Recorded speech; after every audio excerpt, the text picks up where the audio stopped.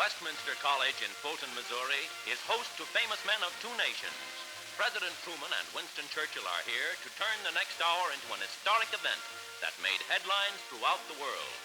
In a sensational speech, the wartime leader who guided the British Empire to victory calls for a full military alliance between England and the United States. Neither the sure prevention of war nor the continuous rise of world organization will be gained without what I have called the fraternal association of the English-speaking people.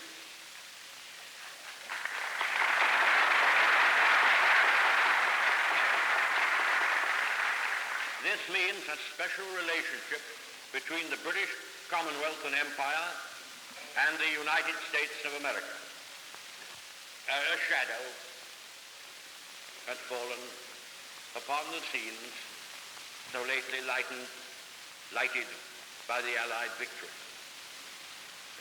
Nobody knows what Soviet Russia and its Communist International Organization intends to do in the immediate future, or what are the limits, if any, to their expansive and proselytizing tendencies. Whatever conclusions may be drawn from these facts, in fact they are, this is certainly not the liberated Europe we fought to build up, nor is it one which contains the essentials of permanent peace. Twice the United States has had to send several millions of its young men across the Atlantic to find the war. But now war can find any nation, wherever it may dwell, between dusk and dawn. I do not believe that Soviet Russia desires war. What they desire is the fruits of war and the indefinite expansion of their power and doctrines. But what we have to consider here today, while time remains, is the permanent prevention of war and the establishment of conditions of freedom and democracy as rapidly as possible in all countries. Our difficulties and dangers will not be removed by closing our eyes to them. They will not be removed by mere waiting to see what happens, nor will they be removed by a policy of appeasement. What is needed is a settlement, and the longer this is delayed, the more difficult it will be, and the greater our dangers will become. There never was a war in history easier to prevent by timely action than the one which has just desolated such great areas of the globe. It could have been prevented, in my belief, without the firing of a single shot, and Germany might be powerful, prosperous, and honored today. But no one would listen. And one by one we were all sucked into the awful whirlpool.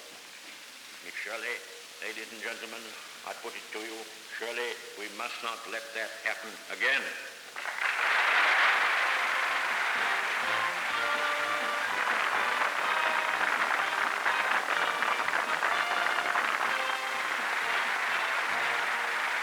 Now the lights, which have been dimmed throughout Churchill's speech, come on.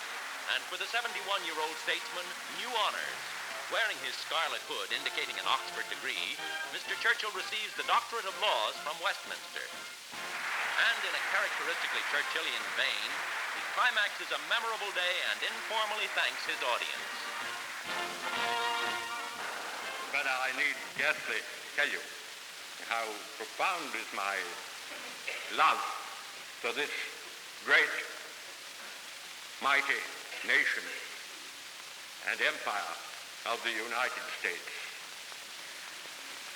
who have long been a refuge to the oppressed of every race and every clime, and are now the foremost son of civilization in upholding the forward march of man.